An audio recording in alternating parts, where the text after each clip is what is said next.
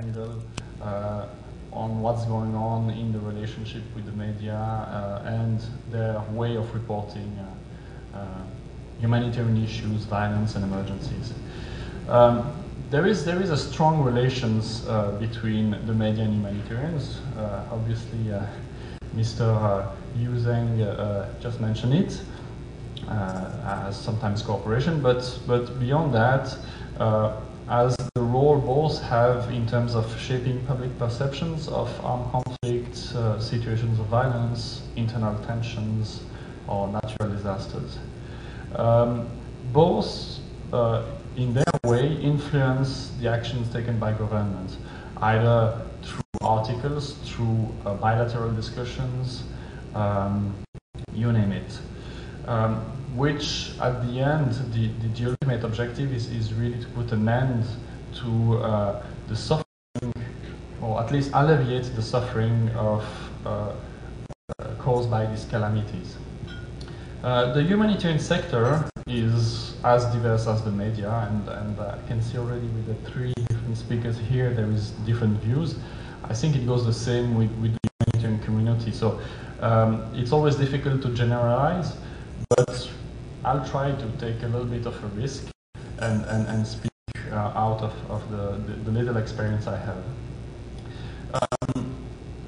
What I found is that we often sit journalists and humanitarians on the same boat. I met really many journalists in my different assignments, Israel-occupied territories, in Sierra Leone, also in India when it was about Kashmir or even Chhattisgarh in the Naxalite affected areas. But both do not pursue the same goals. Aid organizations are supposed to help people on the ground, while the media aim at to inform about the reality of conflict, of war. Trying to work for both of us in a difficult and also in a competitive economic environment. It's not only the media who are facing a strong competition. I think throughout the last 20 years we saw an increase of number of organizations working with different agendas, different objectives. So it's also for all humanitarian organizations kind of a challenge.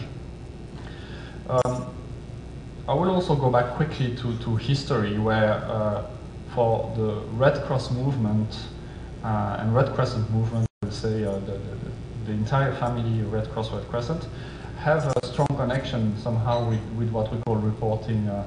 In fact, Henry Dunant, the founder of this movement, started with publishing a book, which was a report of the atrocities he witnessed during the Battle of Solferino. I'm sure you heard about this old story, and it's always the same story, but still, through his book that he published in 1862, he managed to convince governments to sign what was the first Geneva Convention to protect combatants, wounded combatants, and those who were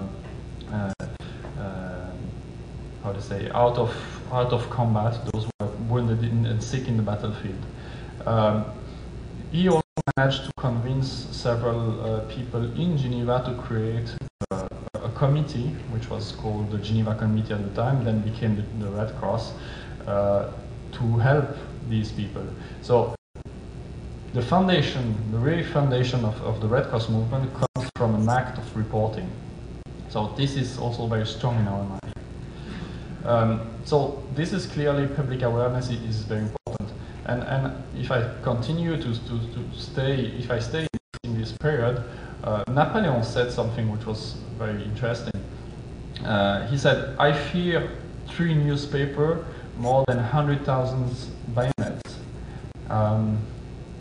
200 years ago, I think it's still valid today, and I'm sure some powerful people still fear newspapers and media the way Napoleon was fearing them. This is linked because, political activism and the pressure public awareness can create has an impact on government to act. the public feeling is that something has to be done to stop it can be a powerful factor. This you know it. But in the same time, we have, and there are limits on where and how to cover wars and disaster. Just to take an example today is, well, it's more a question, how many crises media and their audiences are willing to focus on the same time? Do journalists experience compassion fatigue, which then leads them to pay less attention to new crises if they are already dealing with similar scenario elsewhere? And what about the crisis which make the headlines anyway? I can say that 2011 was just a striking and shocking year in terms of numbers of crises and disaster. I'm sure some historians will go back and look at this year as something which was quite incredible. Tunisia, Egypt, Yemen, Libya, Somalia, Syria, Japan, Ivory Coast, Indonesia, then these days the delta of the Mekong, the Philippines. And we should not forget the crisis of a long-lasting crisis like Afghanistan, Pakistan, Israel occupied territories, and Congo, the DRC also. It's this kind of crisis that lasts for long. By the way, I don't know how editors do their job on a daily basis. How do you choose headlines? This must be somehow kind of a difficult time for you. These limits also go with what we mentioned before, the economic crisis. And we could see, though I met a number of journalists in the field, this number tends to reduce, and people rely more and more on smaller, how to say, amount of correspondents, of stringers, or people who are ready to report, and this is becoming also something of a challenge for media. And I'm most probably also, I don't want to be too ironical, but audiences have a tendency, I have the impression, to favor things that are less complicated to understand. And I'm pretty sure that the photographers know well that a picture of Lady Gaga eating a salad in a restaurant was, I don't know how many, 1,000 times more the price of a picture of a wounded civilian in Mindanao. This is also unfortunately the reality of the audience, that maybe they tend to be less interested in complicated human stories in countries where they don't understand the full picture, compared to something which is more easy and simple to understand.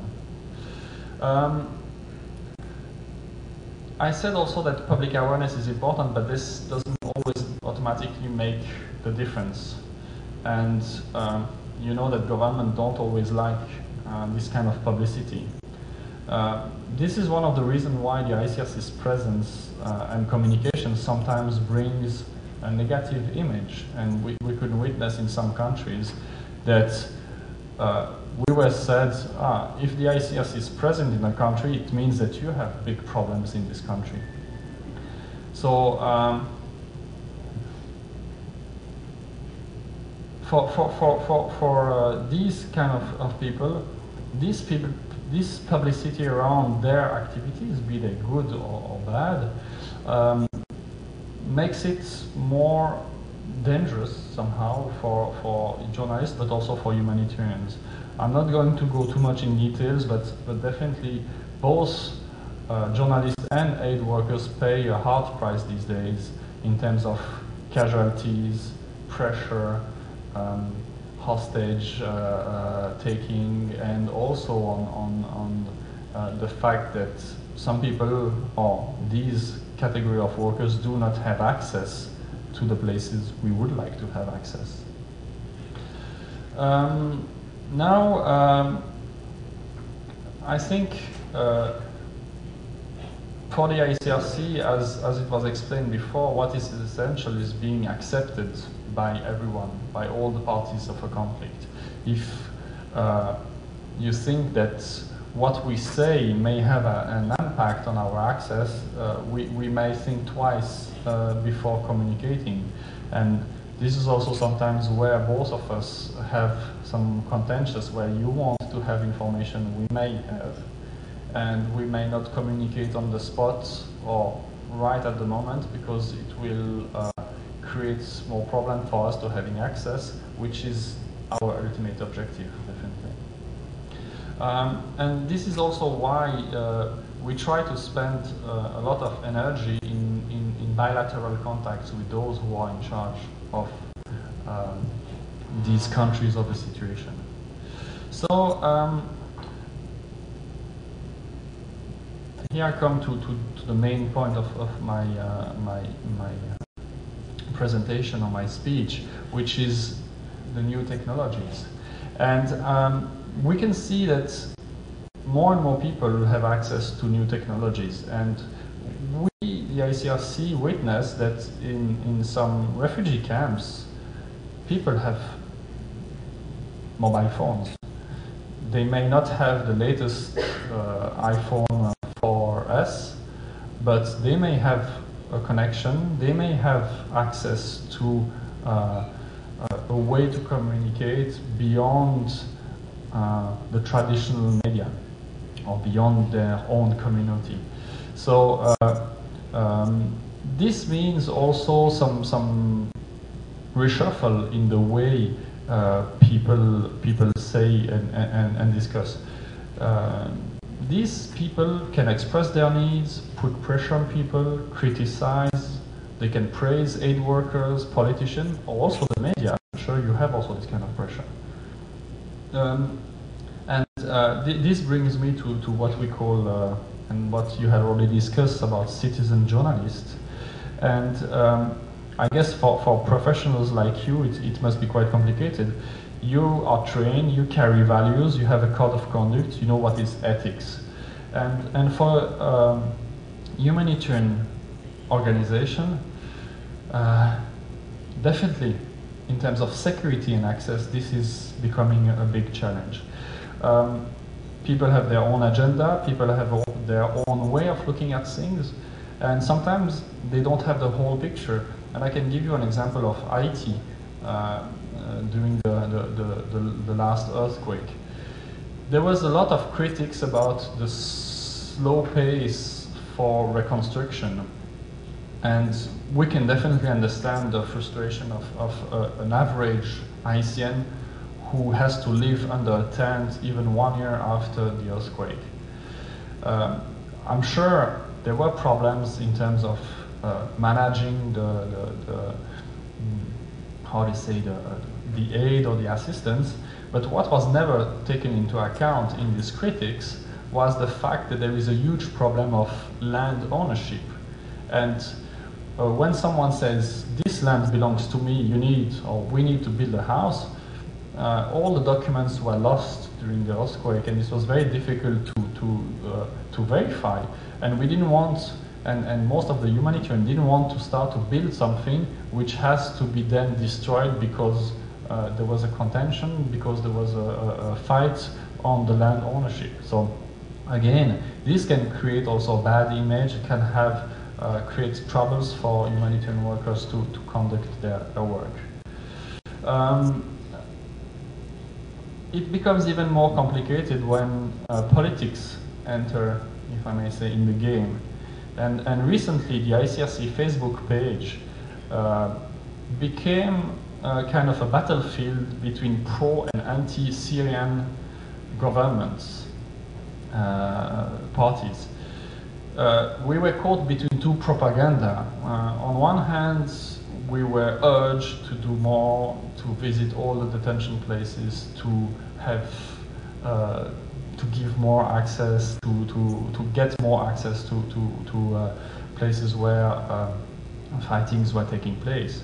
But on the other hand, some people says that all this information were wrong, and we were called liars. But on the other hand, we were called also fig leaf, we were inefficient, and so on.